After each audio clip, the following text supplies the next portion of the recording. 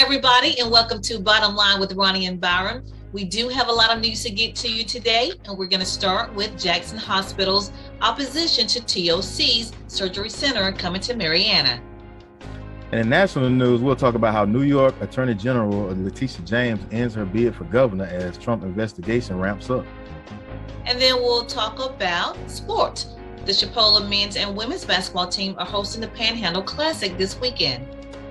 And for entertainment, we'll talk about Jussie Smollett's found guilty of lying to police about his alleged attack. And then we'll go to our relationship T segment. How do you distinguish your friendships between inner core and outer core? Relationships T.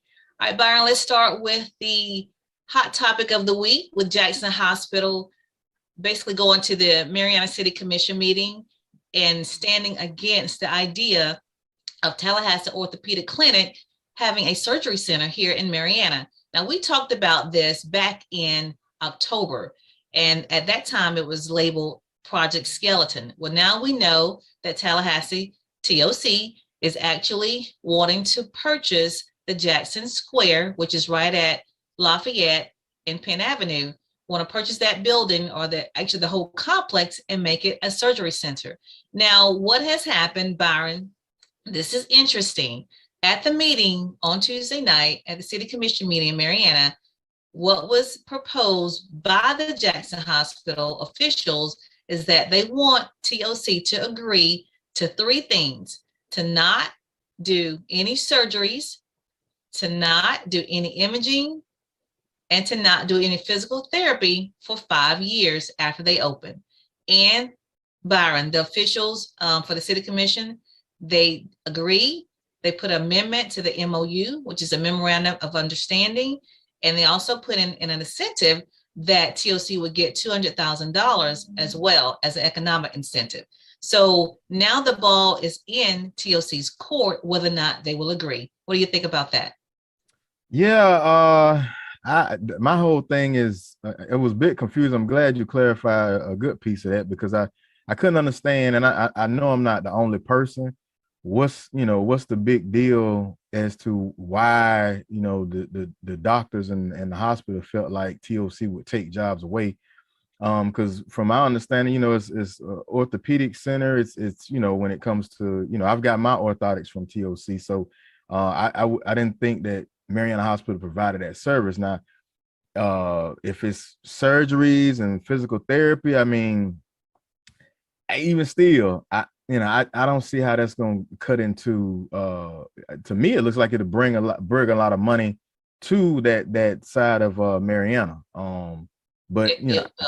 I don't understand that piece. And maybe somebody else is gonna have to school me on their real, true argument. But looks like so they did agree through that 5 year. Yes, well, not TLC.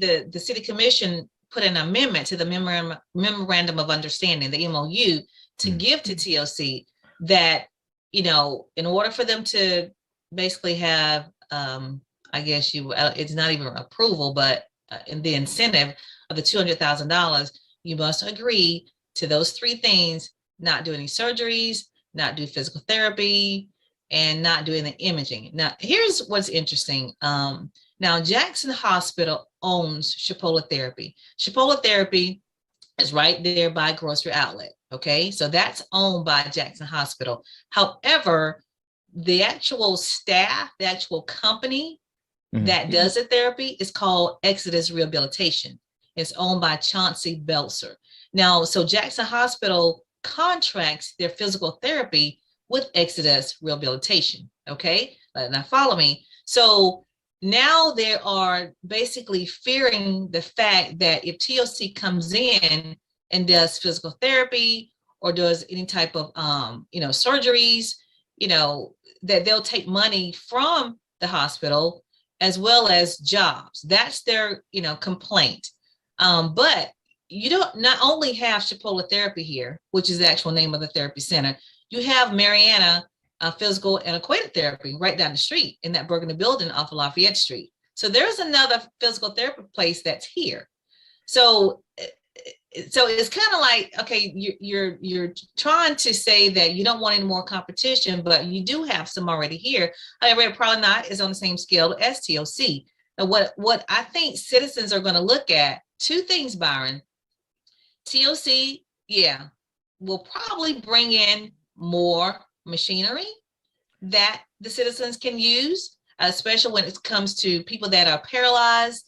There may be some equipment that patients have to go to Dothan or to Tallahassee or Panama City to get therapy, because maybe there's not the equipment that's here. So that gives an advantage to the citizens here to have access to that equipment if TOC has something that the current therapy places don't have. That's one. And then two, economically, Byron, that is a $8 to $10 million project that will be sitting on West End, which means that's about $20,000 to $25,000 in ad valorem taxes per year, which means the CRA for the West End will get 80 to 90% of that.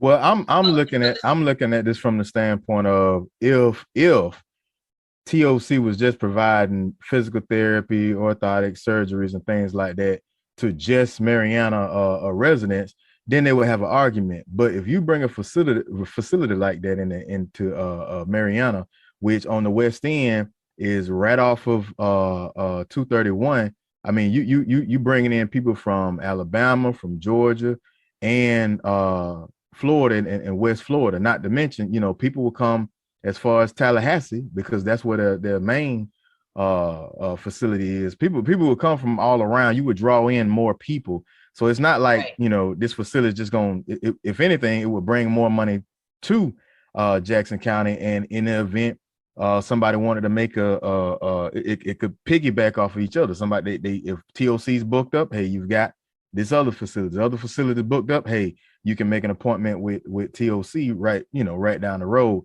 I think this is one of them situations where people are afraid of growth, and they're not looking at it from the standpoint of the glass is all, is half empty versus half full. But people in Jackson County are tired. They want growth. They want something more where you don't have to hop in the car and drive 40 minutes or a 2 or 3 hour, 2 hour round trip for services that you can have right here, for restaurants, for entertainment. And this is one of those steps. So I think, it looks like it's a good step, but if TOC don't go along with that amendment, we could look at losing. But here's my question, Byron. I did reach out to Jim Dean, the city manager for Marianna, and he said he spoke to both entities, TOC and Jackson Hospital, after that meeting on Tuesday night, and basically was encouraging them to both just to come together, because they currently have a partnership. TOC and Jackson Hospital already work together. They have a partnership. TOC leases their current facility from Jackson Hospital, where they are right now. So I'm hoping they come together, but I think my question is, so what if TOC say, you know what, we don't want to do all that. We just want to come in and buy. That doesn't stop them from coming in. No. With the relationship, but it does not, if they disagree to, because from my understanding, they've already said, okay, we won't do any outpatient surgeries for 5 years. We'll agree to that. But they went back and added those other two items. So they have not agreed to that yet. So my point is, they don't have to, and they can just come in and still open up and just have a rocky relationship with the hospital. Yeah. You know what it reminds me of, and I'll leave it alone. I watched the story of Walt Disney when he was actually trying to find land and property to build Disney World in Florida. And he actually came to Bay County, the Panama City, and waited for a long time. And when I want to say it was like 8 hours in the whole day. He sat and waited. And then at the end of the day, they came to him, was like, they didn't want no circus or nothing like that, in that area. And it's like, man, you couldn't even tell me you could have had Disney right here. You know what I'm saying? So it's one of those things where don't be the joke in some movies, they'll say don't be that mayor off of Jaws, don't be that guy that let up something big happen or potential to happen in Jackson County. So now, yeah, hopefully what a CRA is. That's the trust fund that the community will have to improve and to enhance the area. So like I mentioned before, this project could put between $20,000 to $25,000 in ad valorem taxes, and then of course 80 to 90% of that will go to the waste and CRA. So I think in that agreement, if they somehow came up with something where it could be a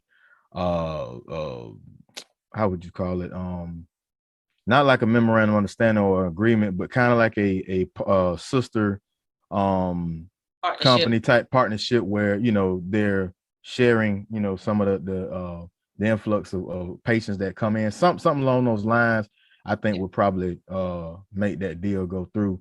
But if it's just them coming in and just getting all the business, I think that's what a hold up may be. Yeah. Mm-hmm. Well, hopefully they can work together. So we'll keep an eye on that, and we will keep you guys informed on that. And speaking of, our local and state news is brought to you by Brightway Insurance. Brightway Insurance is located in Marianna at 2867 Caledonia Street. Go by and check out TD Horn and his staff. You can reach them at 850-633-3460. And you can get your property insurance, life, business insurance, auto, any insurance you may have need for. Contact Brightway Insurance. All right, Brian, my next story is going to be about the Beef O'Brady trial that's going on here in Marianna. For those of you who don't know, there was an incident back in July of 2019 where a patron that had just left Beef O'Brady's basically collided head on into this vehicle, and it killed not only him, but also killed the driver and the passenger in the second car. And so the husband of the passenger who died, his name is Stephen Blyton, and her name I think was Victoria, but he is suing Beef O'Brady's for wrongful death, basically blaming them, saying that they overserved the guy. His name was Misael Gonzalez, and that trial started on Monday and it continued on Tuesday. And so I'm waiting for some updates. I don't have them right now, but what has happened so far is that the defense is trying to say that, of course, the bar is not responsible, but the prosecutor is saying that the bartender overserved him. The guy drank, it was equivalent to 10 drinks over what he should have had in like a 2.5 hour period. You can see on the video, they showed the video where the guy actually got into it with a couple of people. And then, it was just unfortunate. Then when he left Byron, he, had the accident, killing himself and then 2 other people. He looks like in that video, looked like he almost ran into the building as well. He was, yeah, I saw that footage. He was in bad shape. There's no way you not know that he had too many drinks. He was in. Well, he took his shirt off. Yeah.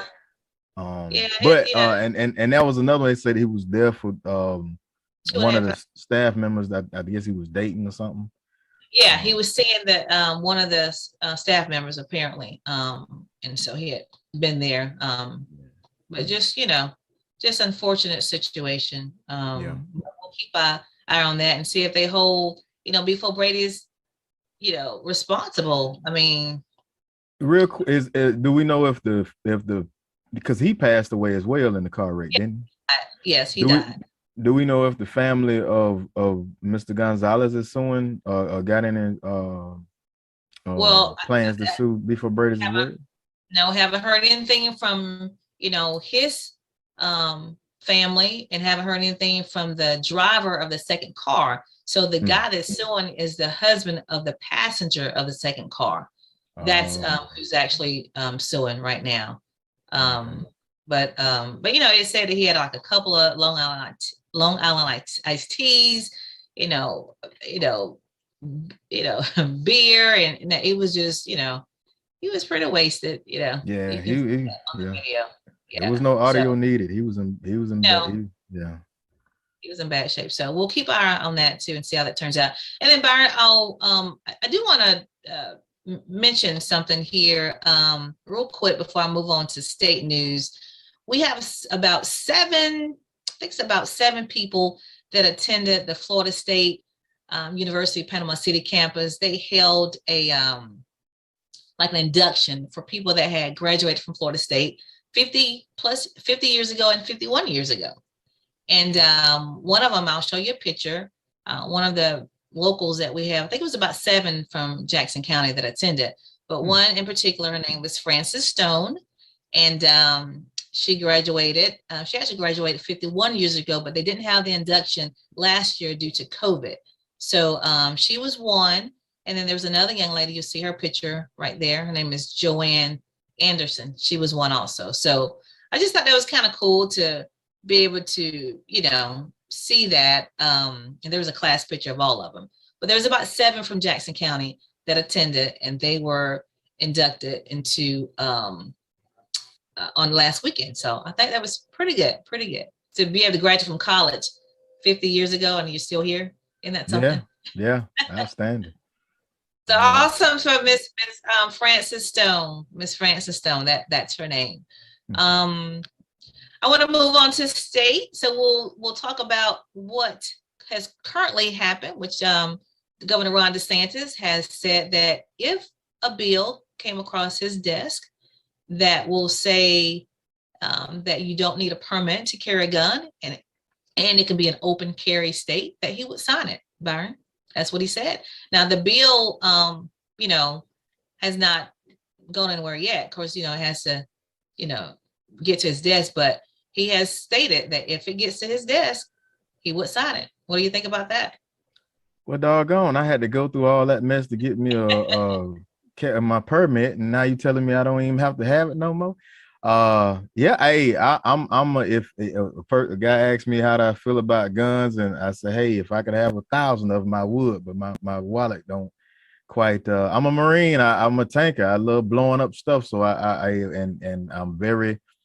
I take them very seriously. They're weapons. They're not guns. And I mean, but at the same time, I understand there's civilians out there that are just willy-nilly with things. They don't take weapons seriously. But yeah, I'm big on it. Alabama is actually an open carry state, so a lot of people don't know that.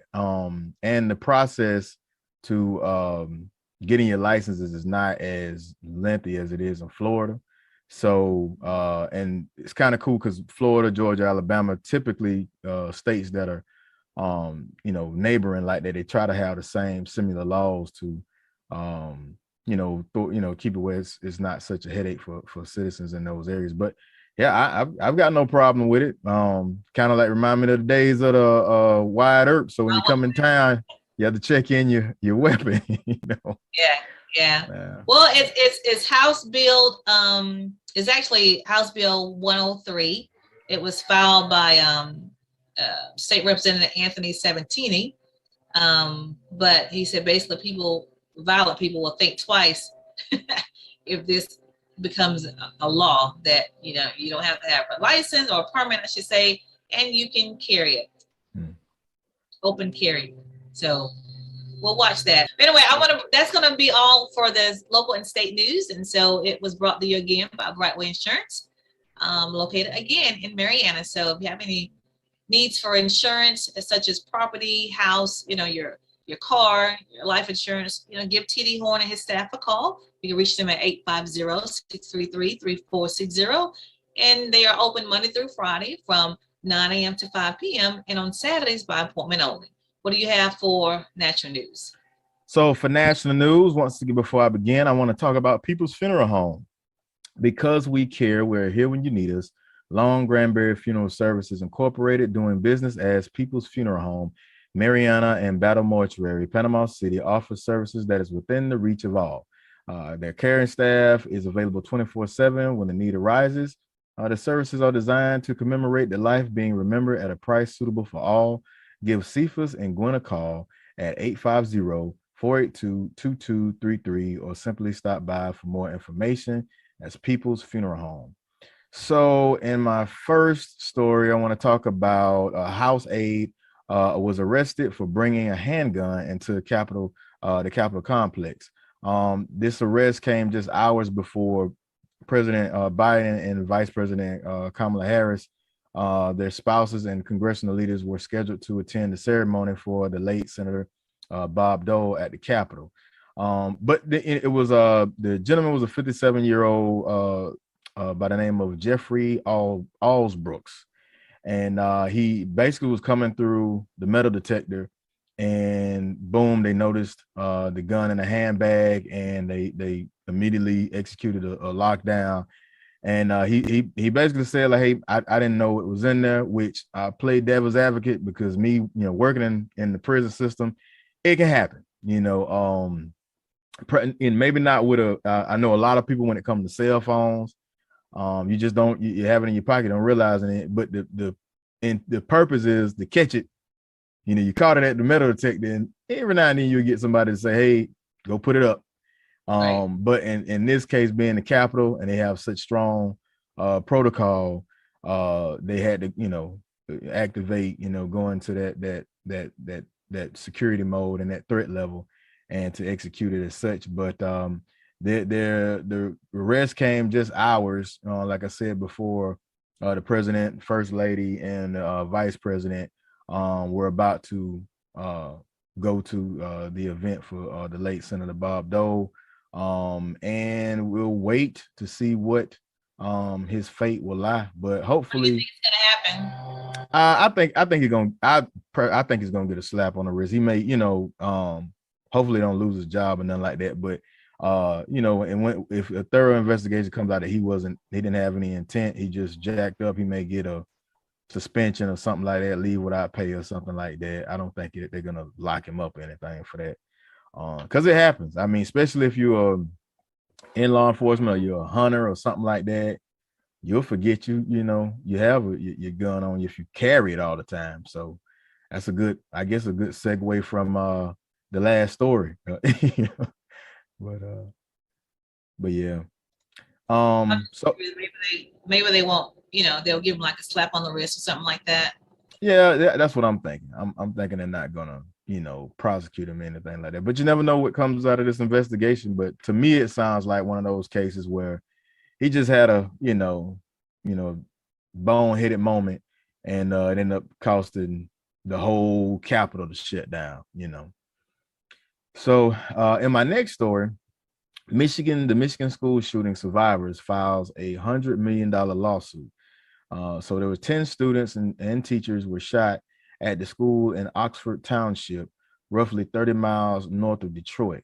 2 lawsuits seeking $100 million each have been filed against Michigan school districts. So they're suing the school district, its superintendent, principal, and others after 4 students were fatally shot and others wounded at the Oxford High School.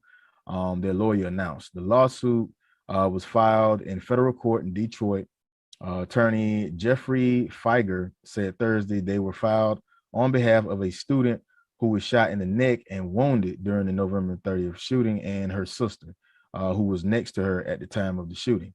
So basically they're going after the school district, the superintendent, the principal, the dean of students, 2 counselors, 2 teachers, and a staff member, by saying that they knew more and they didn't do enough to stop the shooting from happening.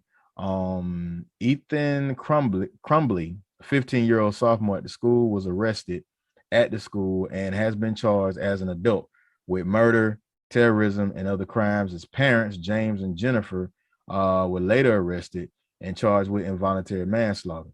But now, personal injury lawyers have expressed doubt that the school district will be successfully sued, letting Crumbly stay in school, because it's such a high bar when it comes to writing liability cases out on public schools, because they've got a lengthy preview over what they can do and what they can't do, and sometimes they're thinking it probably won't be a victory. But the attorney for the school district, you have to show said that you have to show that the administration or faculty members were grossly negligent meaning they had a reckless disregard for whether an injury was likely to take place. So we'll see what happens with that case. But this was just a family of two of the students that were injured. So we don't know. Maybe more coming from that. And then my next story is New York Attorney General Letitia James ends her bid for governor as Trump investigation ramps up. So I don't know if a lot of people knew, but New York Attorney General Letitia James, she had her hat in for the campaign race for New York governor. And she announced this past Thursday that she's suspending that campaign and she'll just go ahead and run re-election for Attorney General. She has led the investigation into former Governor Andrew Cuomo and has been investigating the Trump organization. So her statement was, I've come to the conclusion that I must continue my work as Attorney General. There are a number of important investigations and cases that are underway, and I intend to finish the job. I am running for re-election to complete the work New Yorkers elected me to do. So that's that stance. Her announcement came hours just after the Washington Post reported that James is seeking a deposition from former President Donald Trump early next year as a part of her investigation into the Trump organization. Source familiar with the matter confirmed that CBS News that James has asked to depose Trump on January 7th as a part of a civil investigation into whether the Trump's company committed financial fraud. So we'll see where that goes. So it sounds like she has her hands full. That's why she decided not to. Yeah. That's a lot, you know. Because for a second I was thinking, well, she was running the investigation on Trump, and now she is on Cuomo. So maybe now to another point to be made. Her poll numbers weren't that good in the first place. The interim governor, current governor right now, Kathy, I hope I'm not murdering her name, Hochul, she was leading James by 36% to her 18. And she may have saw the handwriting on the wall too. That could be it. She probably saw the writing on the wall and said, you know what, I'm gonna just stick where I'm at. And go for what I know is what I feel is a better opportunity to stay in place and do what I'm doing. So but that is national news. And once again, I want to talk about People's Funeral Home because we care. We're here when you need us. Long Granbury Funeral Services Incorporated, doing business as People's Funeral Home. Marianna and Battle Mortuary, Panama City, offers services that is within the reach of all. Their caring staff is available 24/7 when the need arises. Their services are designed to commemorate the life being remembered at a price suitable for all. Give Cephas and Gwen a call at 850-482-2233 or simply stop by for more information. That's People's Funeral Home. Okay, well, I'm going to switch to sports and start with Chipola. They are hosting the Panhandle Classic. It started on yesterday, Friday, and it will continue on today. Today, the women, they actually play, they play today at 1 o'clock. And then, they play today at 5 o'clock, 5 p.m. And then the men play today at 7 p.m. So the Lady Indians, they will take on Jones College at 5 o'clock, and then the men will take on Gadsden State at 7 o'clock. No, I'm sorry, Jones County at 7 o'clock. So if you want some, junior college basketball action, check out Chipola's Panhandle Classic. Again, the ladies will play at 5 o'clock today, and then the men will play at 7 o'clock tonight. Now, there are some other games going on as well. Hillsborough women, they're here. Central Georgia Tech is also here. Pensacola men is here, and then Gaston is here. So those games, there are some games at 1 o'clock today and 3 o'clock as well. So today is the last day, Saturday, to be able to check out Chipola basketball. And then I'll move on to, I want to mention the young man at Florida A&M University. His name is Marquise Bell. Marquise, I'll put that picture up. He's actually a defensive back, and he's entering into the draft as a free safety. So yeah, Sweet. so looking forward to watching him. But Marquise Bell, he's number 5, and yeah, bright future. I feel that is ahead of this young man. And then I'm going to move on to Florida State. Now, Florida State's women's soccer team, they won the national championship. Did you know that? That took No, place on, yeah, they won the national championship, and apparently this is their third title. I didn't know that. huh. Yeah, and then second in the past 4 years, but this is the third time in the program's history that they've won the national championship, and then they've won 2 in the past 4 years. So congratulations to the Florida State soccer team, women's soccer team. And then as far as Florida State, they have a new AD. They changed, and they have hired Michael Alford as their new athletic director. So Florida State University has a new athletic director. So I want to make sure he starts, wanted to make sure people are aware of that. He starts on January the 3rd. He used to be the president and CEO of the Seminoles Boosters. That's what his last post was. So now he is the athletic director. Okay. And then I want to move on to some sad news. Unfortunately, the NFL lost a former Denver Bronco, Demaryius Thomas, who actually retired just in June. And unfortunately, he passed. He was found in his home on Thursday, and it's suspected that he may have passed from a seizure. They said in the last year he's had seizures, so they're thinking. But he was only 33 years old, and he has a birthday coming up December 25th on Christmas, and he would have been 34. So that's unfortunate that this young man passed at an early age. But that is Demaryius Thomas. Prayers to his family and into the Denver Bronco program. He actually was in the league for about 10 years, 10, 11 years.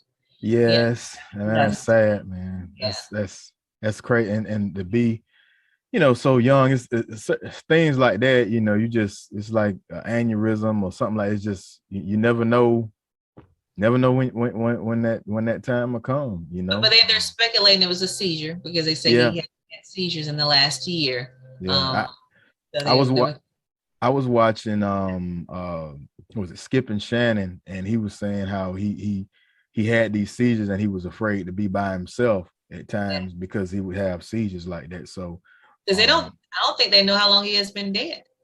He was found. So apparently he was by himself, unfortunately. Yeah, and I the thing about it, it kind of creates anxiety for for me as well. When you have you're diabetic, when you have situations like that, you often wonder, you're like, I don't want to be by myself all the time, because something happens. I want to be somebody to be, if I drop, then somebody can call and get me attention. But it's like that I've fallen and I can't get up situation where you may have people come by the house all the time, but if I've been sitting there for 4 or 5 hours, might not make it. So that's unfortunate. But he was a wide receiver. Like I said, he entered to the draft in 2010 and played most of his career with the Broncos. But he did go to college at Georgia Tech, so that's where he did get. So just a sad situation. That was Demaryius Thomas, dead at the age of 33. Yeah. And Byron, that's going to be it for our sports. What do you have for entertainment? So for entertainment, I'm sorry, Byron. I must mention Simone Biles has been named the Times Magazine Athlete of the Year. Oh yeah, that's right. That's right. Simone Biles. We can't forget that. Yeah. She had some time, at the Olympics and made a stand, took herself out of the game. And put her mental health first and caught some flack about it, but she persevered, and Times Magazine has named her the Athlete of the Year. Congratulations, Simone Biles. Yeah, making us proud. Okay, so for entertainment, my first story I'm going into, as Dave Chappelle calls him, Juicy Smollett, but Jesse Smollett was found guilty of lying to police about his alleged attack. Jury found Jesse Smollett guilty on 5 of 6 counts of lying to police about his alleged attack he faced in 2019. 12-person jury deliberated for about 9 hours before reaching their verdict on Thursday. Smollett, 39, was convicted of telling 2 different officers that he was the victim of a racist and homophobic attack on January 29th, 2019. The actor was acquitted on 1 count of disorderly conduct for lying to a separate officer in February 14. The former Empire actor will remain free on bond until awaiting his sentence. His conviction, though, is listed as Class 4 felonies, and he could face up to 3 years in prison. So he is. It looks to me, the statement that he tried to make in the case was that he had a sexual relationship with one of the men, and and before the attack, and that his communications with the brothers the night of the attack were about scheduling a personal training session. But one of the a lot of money for personal training. I mean, you know what I'm saying? 35. So I have not gotten a check written for that much yet. $3,500 was what the check was for. The brothers testified during the trial that Molet asked them to carry out the fake attack. And one of the brothers, Abel, which Smollett was accusing of having the sexual relationship with, denied having that relationship with him. Smollett has also repeatedly denied the attacks, telling jurors that there was no hoax. But prosecutors basically said, there was overwhelming evidence, and that he told the jurors that it was just plain wrong for him to use fake hate crime to make whatever point he was trying to make.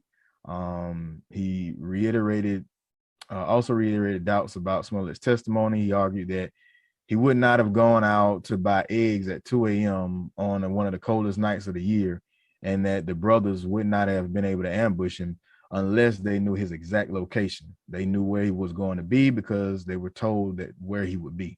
So his attorney still denies the allegation, arguing that prosecutors' case was built like a house of cards. But I don't know how you can say that if you lost and they won. So he did say he's still gonna try to appeal. I don't know what the argument, what he's appealing for, what the argument he's making. But for jurors to take 9 hours, I think they probably the only thing that took him as long as they did is to make sure that the crime and the punishment stuck. So what's his proposed, or what's the possibility of his punishment?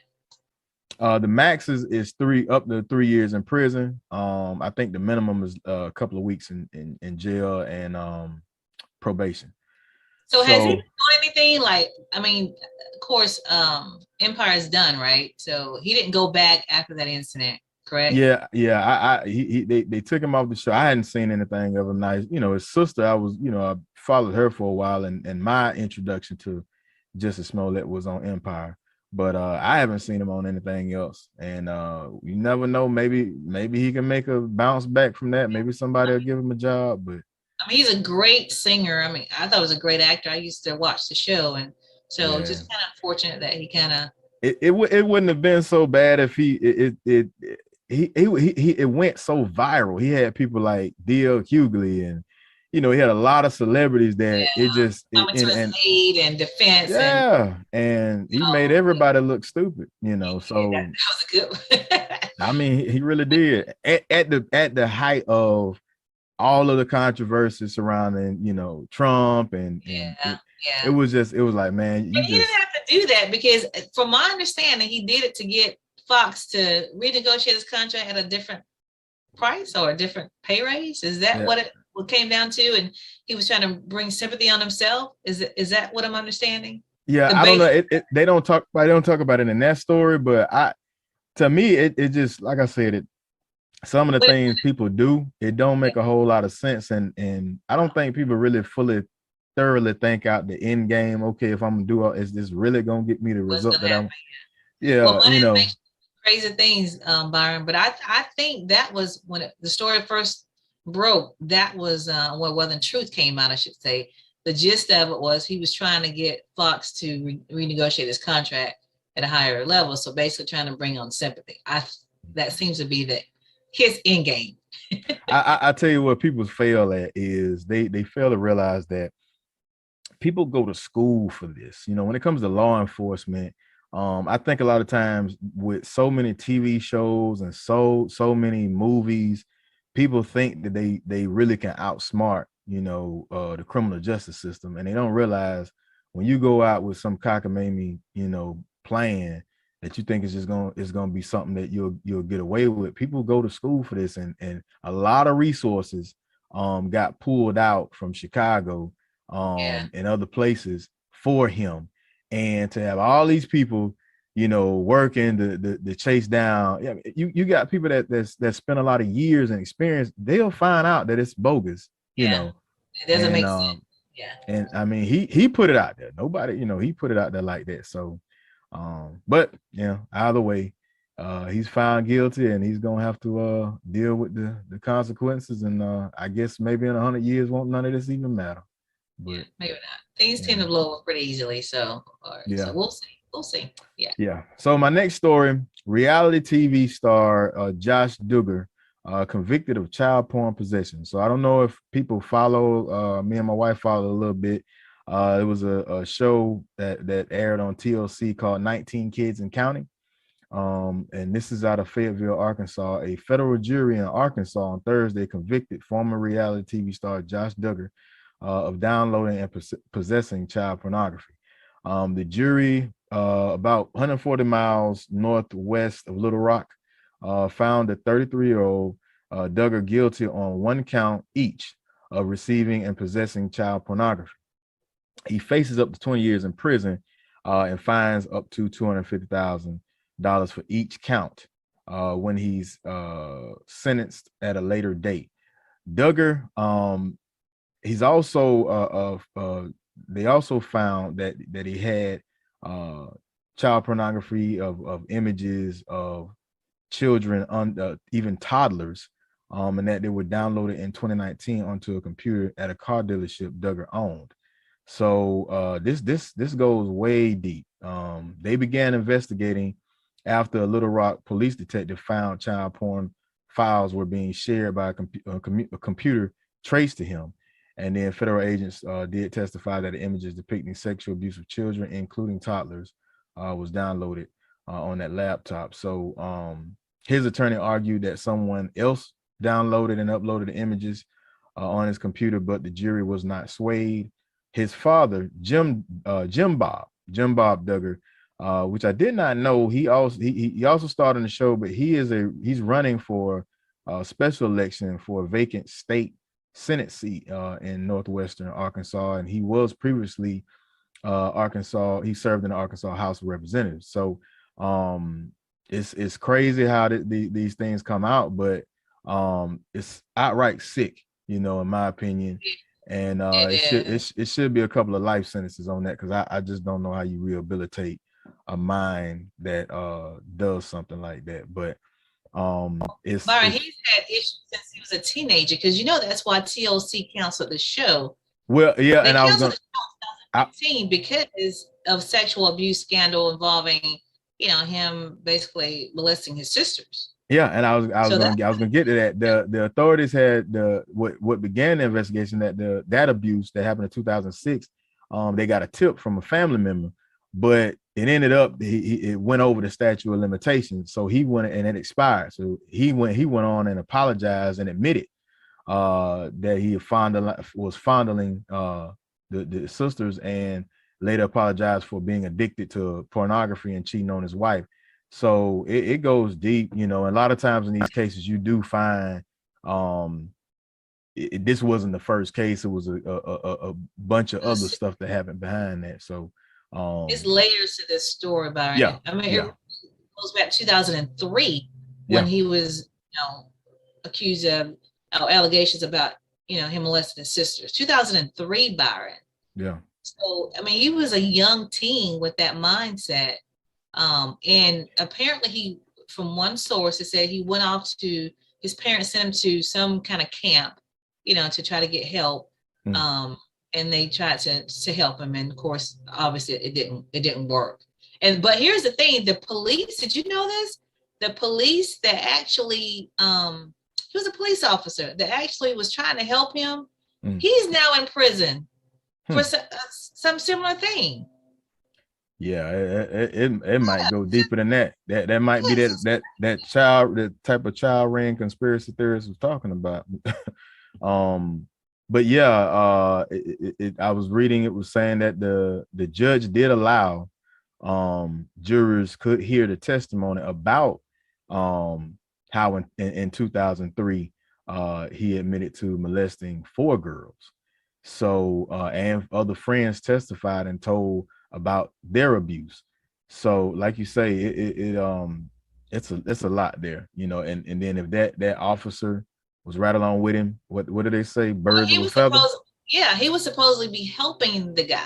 Yeah, but he turned out now he's serving time for similar acts. It's just so anyway, well, in lighter news, or you know, somewhat lighter news, rapper Common just opened up recently about his split with Tiffany Haddish for the first time, which I hate to hear that. You know, there was a cute little couple there. I thought so too. Yeah, Common, he sat down for an interview with Hollywood Unlocked Uncensored host Jason Lee, and he kind of opened up for the first time about his recent split with Tiffany Haddish. He, believe it or not, I mean, he sounds like, you know, they may say the split was mutual, but he sounds like he's leaving that door open. What's that new song that's out? He's leaving that door open. He said, first of all, he said, I want to say Tiffany, as you know, is for me like one of the best people I met in life, one of the best hearted and most authentic and caring people that I met in my life. And that's what made me love her and be in love with her and want to be in a relationship with her and grow with her. He added that the relationship was real healthy and loving. It was probably the most mature relationship I've been in. The communication, the respect, just all around, man. Unfortunately, that seems like what made them split, because they had so much time separated from each other during the lockdown, and then they got right back to work when things picked up. And he said that I don't think the love really dispersed. I think it was just like we weren't feeding the relationship. And he said that it was a mutual thing because they didn't want to have one foot in and one foot out, as he put it. And he said, I feel like both of us cherished and valued our relationship, and both of us have come out better human beings. And then he said, excuse me, very much in my feelings at the moment. So I'm gonna leave that. When a cat talk like that, he ain't trying to let it go. Yeah, he ain't trying to let that go, you know. And in most cases, when people split, if they're good, they won't say all that. So I don't know. I think it's maybe there's hope. Yeah. I think, like you said, it was the distance. Like he said, the distance, they were not able to, like you said, feed the relationship. And you and I both know, I mean, that's, you know, that's, as we said, bottom line. You have to feed your relationship.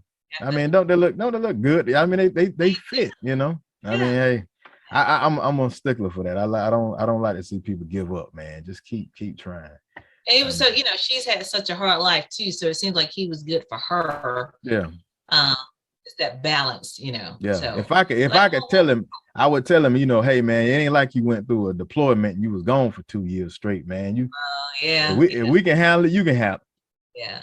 But you know, both of them busy. Yeah. I'm sure. Hopefully they'll try to work it out if there's something still there. So yeah.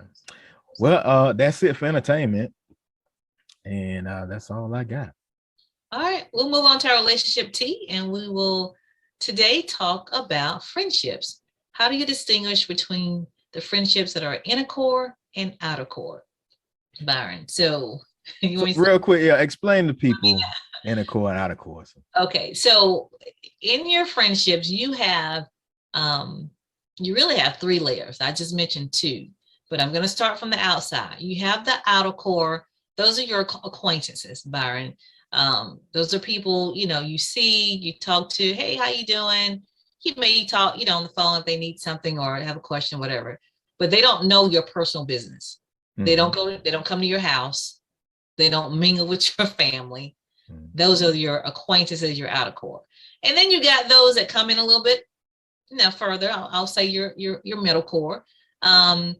They may come to your house, they may come over to your cookouts, or they may come to your events, but they still don't have that entrance way into knowing your personal business. So that's the middle core. Okay. We probably have a lot of people in that area, the middle core. You talk to them, talk on the phone, whatever, and they may know some things about you, but then you step into that inner core.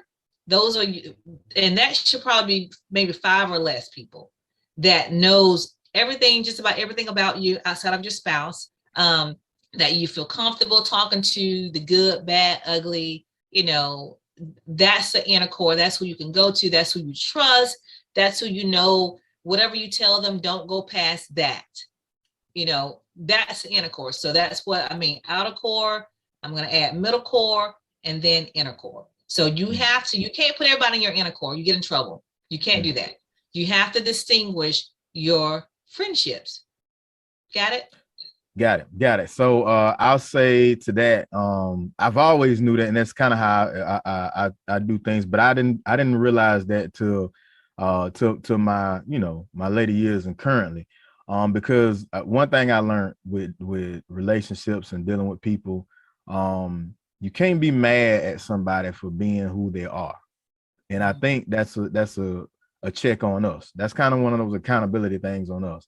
For me, for instance, I'm big.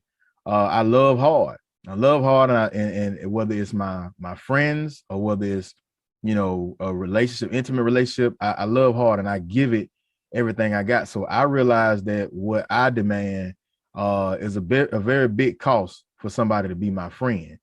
To be that inner core, it's a big cost. Now it's big returns, because I'll give you everything I got and I'll go to the ends of the earth for you. But you got to be able to do that for me as well. And sometimes that's too much for a lot of people. And I understand that that's on me. So my expectations of others, to that extent, is a little heavy.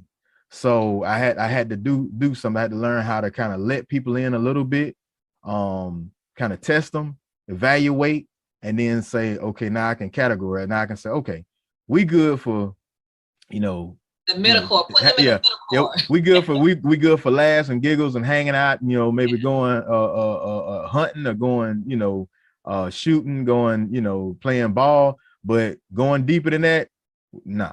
I've got others that, hey, that select few. No matter what I got going on, no matter what I need. They're there, and vice versa. No questions asked. If you need money, I ain't got to worry about hunting you down for my money back. Nothing like that. And it's just one of those things where people, you have to kind of, a lot of times we get mad and we get upset when somebody does something that we feel like they've double crossed us or something, but really your expectations of them were a little too big. And sometimes people tell you that, they'll be like, well, I don't do all that, and don't hey, expect that. You can't to give what they don't have. That's what I've learned just here lately. I've, knew it, but I've just learned, I guess you can say it's been reiterated. You can't expect people to give what they don't have. So for instance, if you are expecting somebody to be that person that's dependable, that person that, basically handle things like you do, and then something happens and they don't, well, you got to look, what, that's not her strong point. That's not her skill set. She's not like me in that area. So and here's another point I want to make. Understanding that those inner core friends, those like down core, they don't limit yourself to one space. They can be in the most uncommon places. For instance, you may hear me say, I'll say my homeboy, my dog, and I could be talking about a 88-year-old white guy. I could be talking about a 39-year-old Vietnamese. I could be talking about, and if I was to bring them in the circle and introduce, you'd be like, oh, I thought you said yeah, that's my dog. So my friends, my space is very wide. And like I say, if I've evaluated friendship and those relationships on, if you break bread with me, I'm breaking bread with you. I don't have to explain to anybody why I'm friends with this person, why I'm friends with that person. And I evaluate things at full face value. I don't go around trying to appease, a circle of people or this group or that group. If you're my friend, you're my friend, and I don't care where I'm at. You better make sure you speak to me. So that's me. So I think when people get to that understanding, I think the better life is, because you never know, you may have the best friend out of that might be a coworker that's 20 years older than you or younger. Well, yeah, I see what you're saying as far as you don't categorize people by their age and stuff. Yeah. But like I said, you do have to understand you do have different levels of friendship. So don't get in trouble because you expect it to be confidential because you told somebody on your outer core. Well, those people on your outer core, they're friends with somebody else and they told that person and it spread it, and now you're upset. Well, you have to learn that's not your inner core person. She's and you may be their outer core, and the other person may be their inner core. Inner core. So they told the inner core person, right? Yeah. So that's what I'm saying. You have to understand how to evaluate your friendships: outer core, middle core, inner core. And that inner core, Byron, is very small. I mean, you don't have a whole lot of people in your inner core, or you shouldn't. Otherwise, you're gonna be disappointed.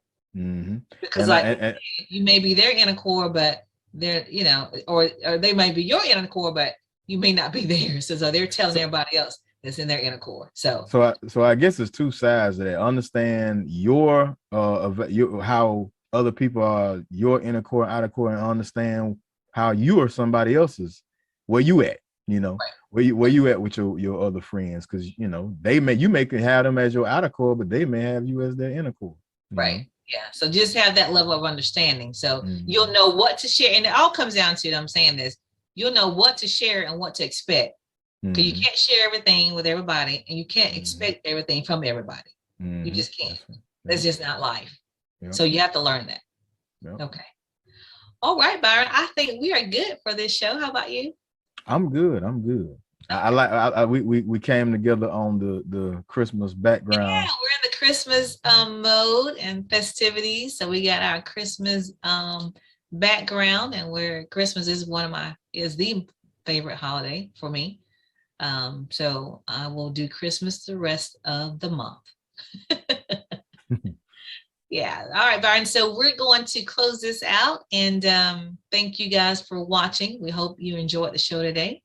And remember, everything you need to know, you can get it right here on Bottom Line with Roni and Byron. Check out our Facebook page. You get more information there as well. We do have a YouTube page for those that have friends that are not on Facebook.